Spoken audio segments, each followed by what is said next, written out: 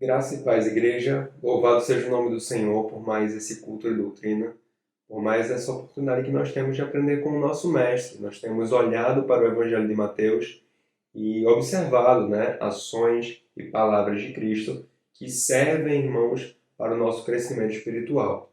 Nós já temos estudado esse Evangelho há alguns meses, chegamos no capítulo 13 e já temos estudado ele há algumas semanas, observando aqui as parábolas do reino, um capítulo quase que totalmente composto por parábolas contadas por Cristo. Lembrando que Mateus, que tinha como público-alvo do seu evangelho os judeus, ele foi quem mais falou, dentre os evangelistas, sobre o reino dos céus, porque ele queria ressaltar uma característica de Cristo, a sua majestade. Então, ele vai ser aquele que mais vai falar do reino dos céus. E nós temos o plano, irmãos, de estudarmos também Marcos e Lucas, os outros dois evangelhos sinóticos, se Deus assim permitir. Por enquanto, irmãos, nós estamos nos últimos momentos, digamos assim, do capítulo 13 do Evangelho de Mateus. Nós vamos ler hoje o versículo 45 e o versículo 46. Na minha versão, esses dois versículos compõem um bloco fechado, que tem por título a parábola da pérola. Somente Mateus, dentre todos os evangelhos, registrou essa parábola de Cristo. Eu espero que você esteja com a Bíblia aberta e peço que você acompanhe comigo a leitura desse texto. Mateus 13, do versículo 45 até o 46, e assim nos diz a palavra do Senhor. O reino dos céus é também semelhante a um que negocia e procura boas pérolas. E tendo achado uma pérola de grande valor, vende tudo o que possui e a compra. Amém, irmãos? Bem, a essa altura, Jesus ele não estava mais ensinando as grandes multidões, como foi no princípio desse capítulo. Aqui ele já estava ensinando aos seus discípulos em sua casa, lá na cidade de Cafarnaum. E aqui, irmãos, nós acabamos de ler a sexta parábola de Cristo desde que esse capítulo iniciou, começando ali com a parábola do semeador. São 6 parábolas até chegar a esta, essa é a sexta. E aí, irmãos, as parábolas, como nós já vimos, se tratavam geralmente de eventos diários, que eram utilizados como ilustrações ali para explicar, elucidar o reino dos céus para os ouvintes do Senhor. Então, através de ilustrações, Jesus ele passava ali para os seus ouvintes lições morais e lições espirituais. Certo, irmãos? E aqui nós vemos, nesse bloco, a forma clássica de iniciar parábolas. Jesus geralmente ele iniciava uma parábola com as seguintes palavras: o reino dos céus é semelhante. Nessa parábola em específico, ele usa uma variante dessas palavras. Ele não utiliza elas totalmente, mas ele diz: o reino dos céus é também semelhante. E aí ele discorre, o texto que nós acabamos de ler. Mas, irmãos, talvez você tenha percebido que essa parábola que nós lemos, ela é muito parecida com a parábola que nós lemos na semana passada, ministrada pela diaconisa Simone, a parábola do tesouro escondido. E, de fato, essas duas parábolas elas são consideradas gêmeas, porque elas são muito parecidas. E aí, para tecer, irmãos, algumas comparações e refrescar a nossa memória, eu gostaria de ler com vocês a parábola do tesouro também. Ela só tem um versículo, então acho que é válido a gente ler, para ficar mais fácil fazer aqui algumas comparações. O versículo 44 diz: o reino dos céus é semelhante a um tesouro oculto no campo, o qual certo homem, tendo-o achado, escondeu, e transbordante de alegria, vai, vende tudo o que tem e compra aquele campo. Então, à primeira vista, essas duas parábolas parecem conter os mesmos ensinamentos, mas vamos observar com um pouco mais de atenção. O versículo 45, Ele diz assim, e dessa vez eu vou ler e comentar logo após, tá certo, irmãos? O reino dos céus é também semelhante a um que negocia e procura boas pérolas. Irmãos, a pérola é uma gema valiosa que é produzida por um molusco, né? Ou por moluscos. São animais de corpo mole que vivem no oceano. E por ser produzida por um molusco, né? Ela também é extraída dele. E aí, atualmente, uma pérola custa mais ou menos 5 mil reais. Aqui não estou falando de um colar de pérolas, mas uma pérola só, né? Uma daquelas pedrinhas, custa mais ou menos 5 mil reais.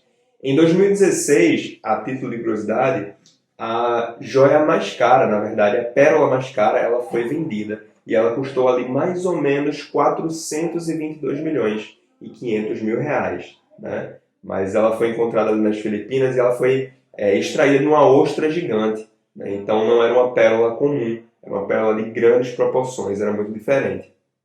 E aí, irmãos, a gente consegue perceber, por esse texto que nós lemos, que desde a antiguidade, desde os tempos de Cristo, há 2000 anos, a pérola já era estimada, ela já era comercializada, já era considerada um artigo de valor, né? E aí vem o versículo 46, irmãos. E tendo achado uma pérola de grande valor, vende tudo o que possui e a compra. Bem, como vimos, temos aqui um negociante de pérolas que procurava boas pérolas até que ele encontrou uma pérola de grande valor.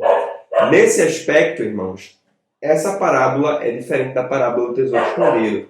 Por quê? Porque o personagem da parábola do tesouro, ele não procurou pelo tesouro. O que parece é que ele encontrou por acaso, né? Mas aqui não. Aqui esse negociante, ele procurava boas pérolas e ele encontrou uma pérola de grande valor. Ele tinha por ofício, né, o se empenhar diligentemente em encontrar boas pérolas.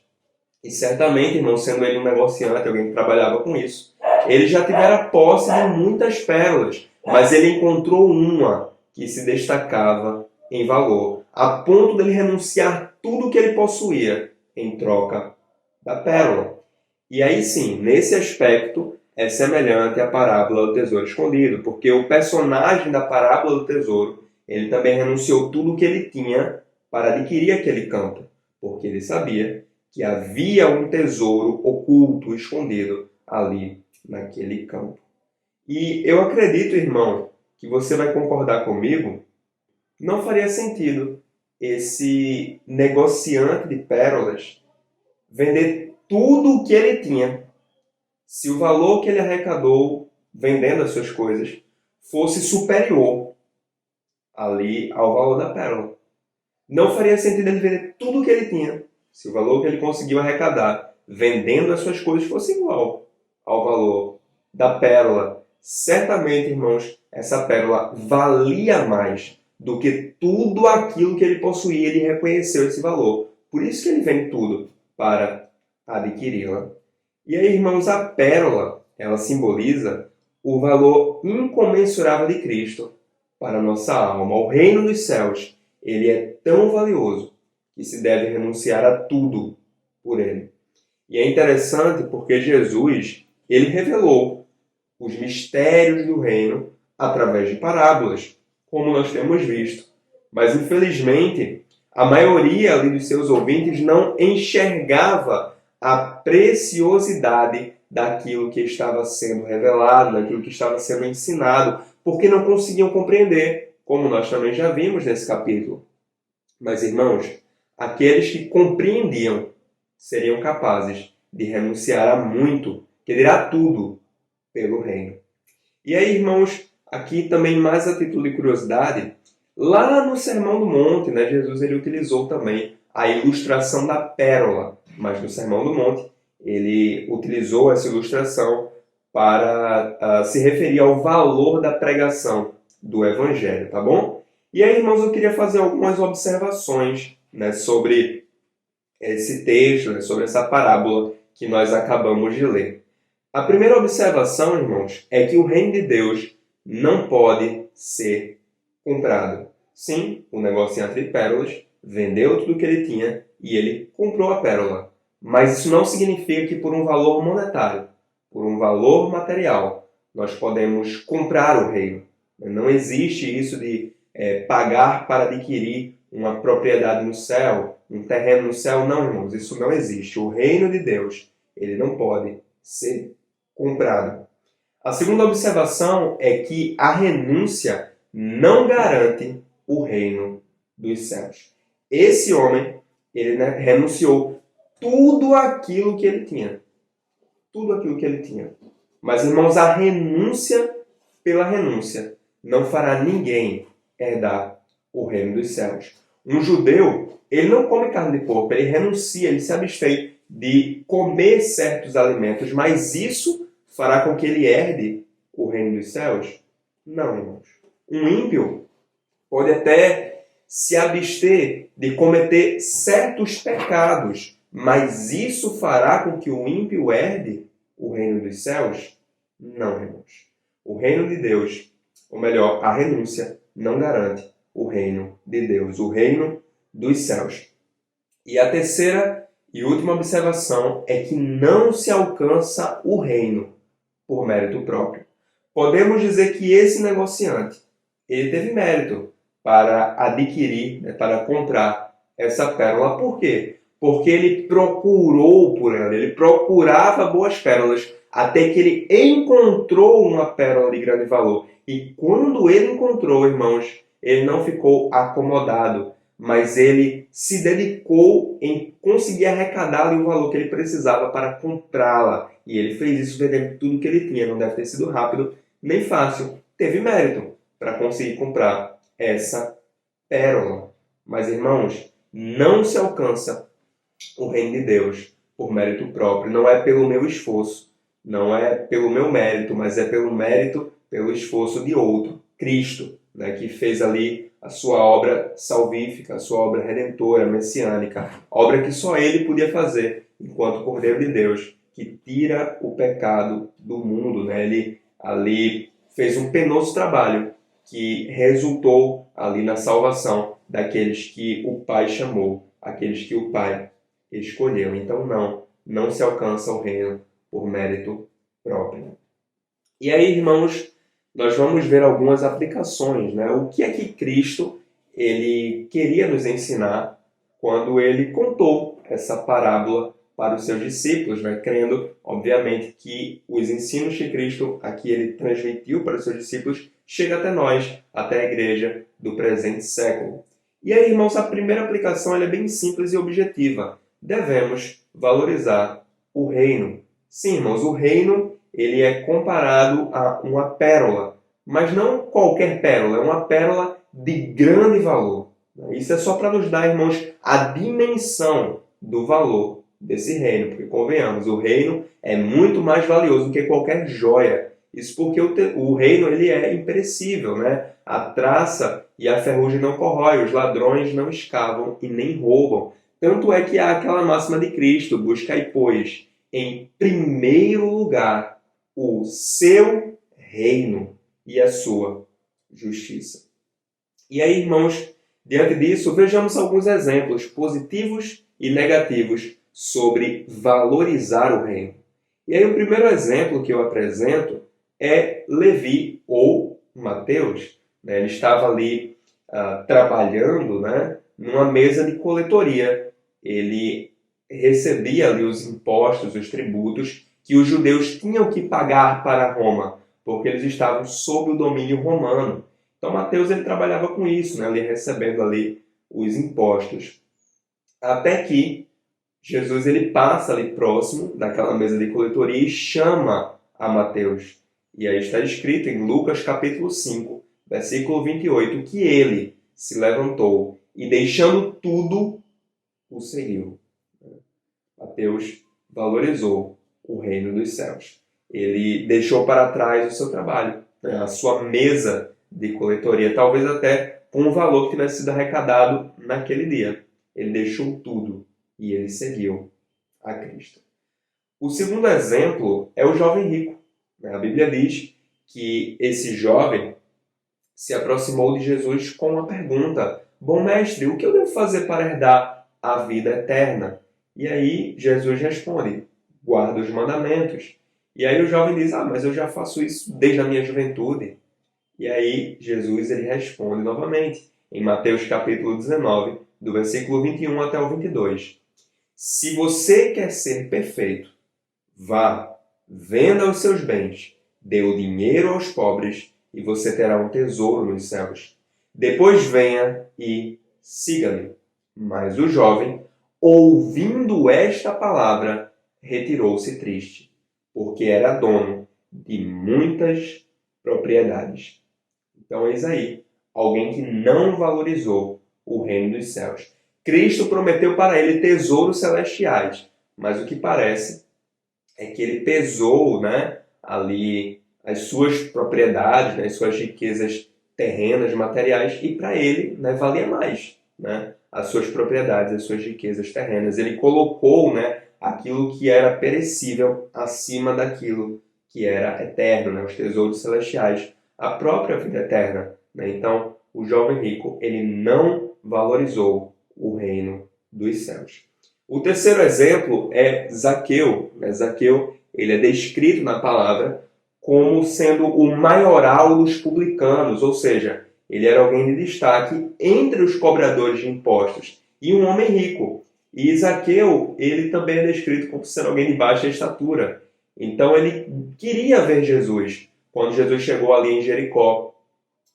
Mas ele não conseguia porque Jesus estava sempre cercado por uma multidão, como geralmente nós comentamos aqui.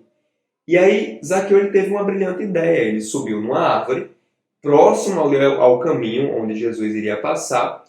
E quando Jesus passou por ali, ele olhou para Zaqueu e ordenou que Zaqueu descesse, e se convidou para ali se hospedar na casa de Zaqueu.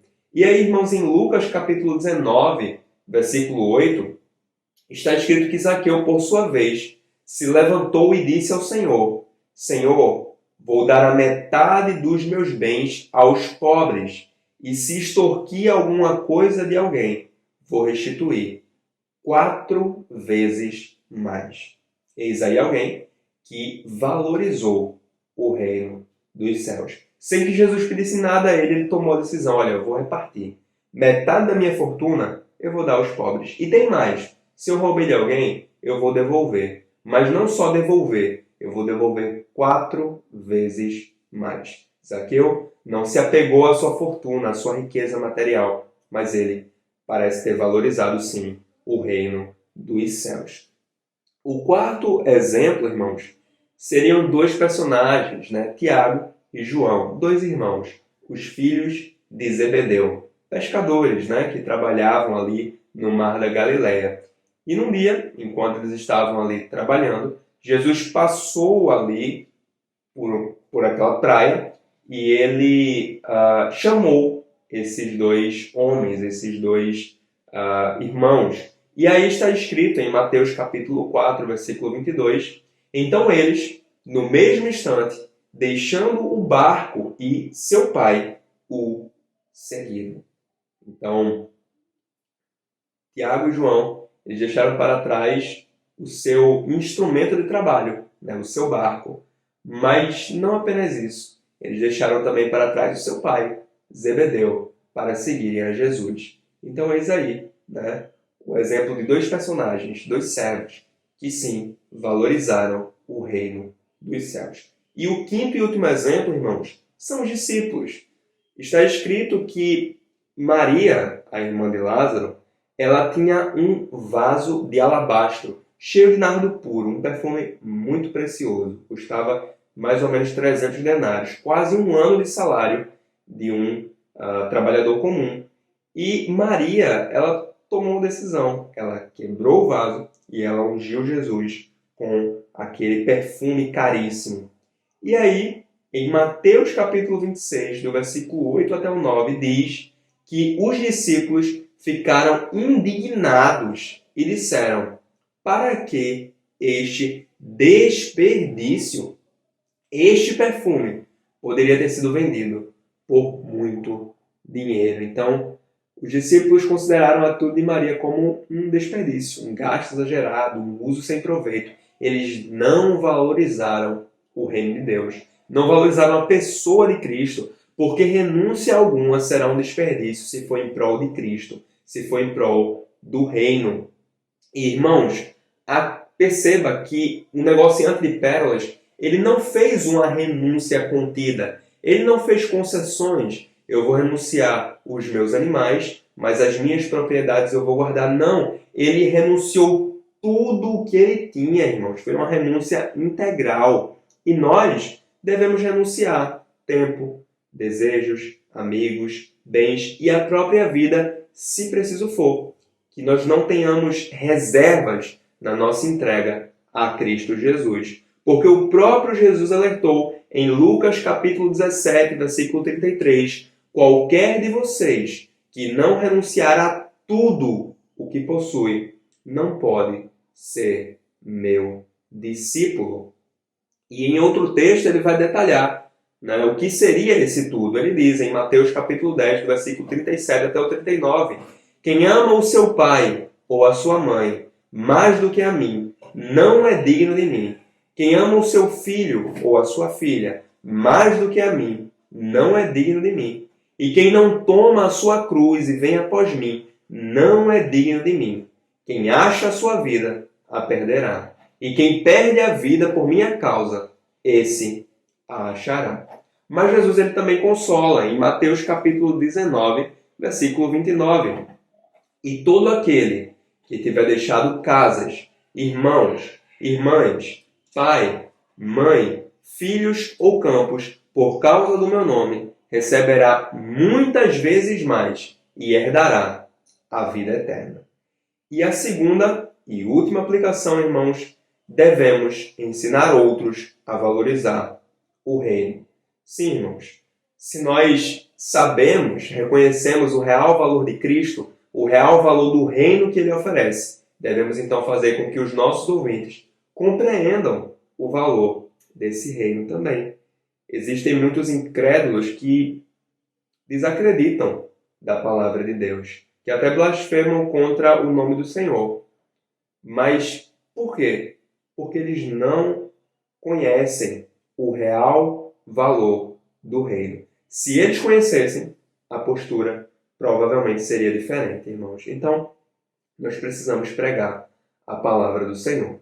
E aí eu gostaria de recapitular, rapidamente essas duas aplicações que nós vimos aqui. Em primeiro lugar, nós devemos valorizar, o reino.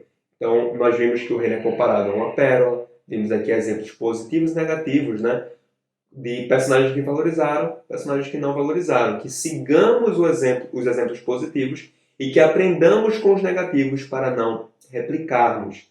E a segunda aplicação foi que nós devemos ensinar outros a valorizar o reino. Então, nós conhecemos o valor. Vamos ensinar outros a valorizar também. Essa é a nossa missão.